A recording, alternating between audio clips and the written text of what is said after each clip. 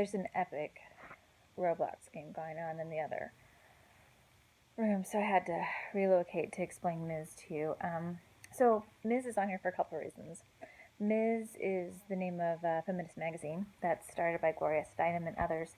She's in the video clip. You're going to see her. You actually saw her in you've seen her a couple of clips. You see her Makers, and then you also saw her in the She's Beautiful When She's Angry clip.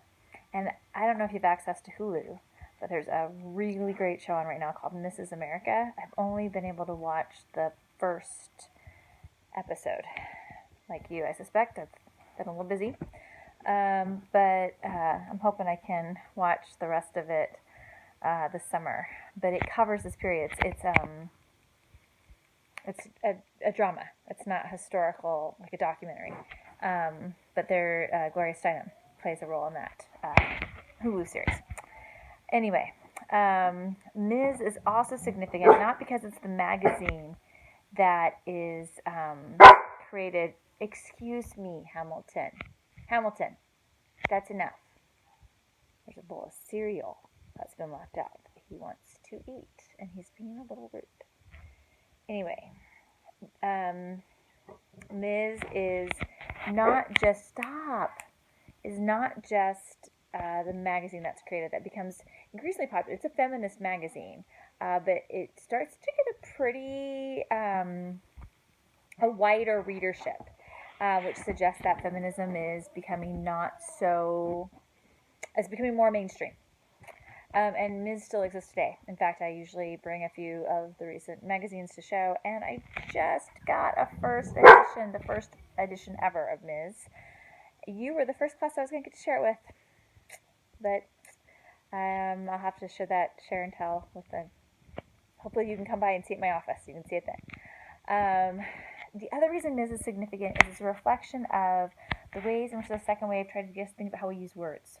Right, so we don't say postman, fireman. We say firefighter, postal carrier, police officer. Right, we try to create gender-neutral language. They didn't use this word gender-neutral. That's more a reflection of words we use today, and we think in those ways today because of these earlier feminists that got us thinking about how we use language.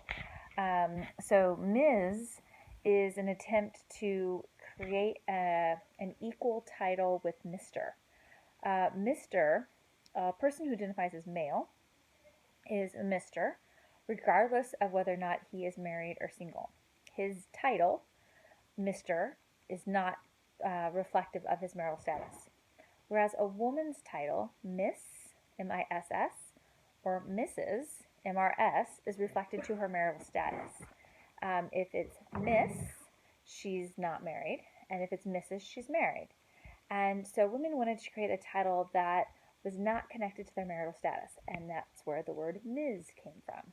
Ms. just means that you identify as a woman, and it doesn't then acknowledge to others whether or not you're married or you're single. Now, again, to try to create a thread from even second wave to today, there is the title mix, which is the idea that let's get rid of that binary.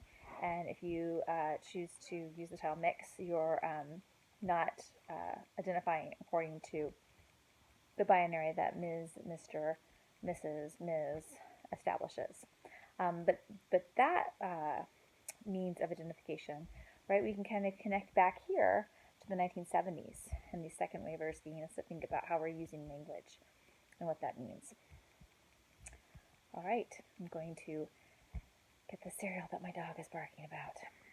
If you have any questions, put that in the discussion board. Take care.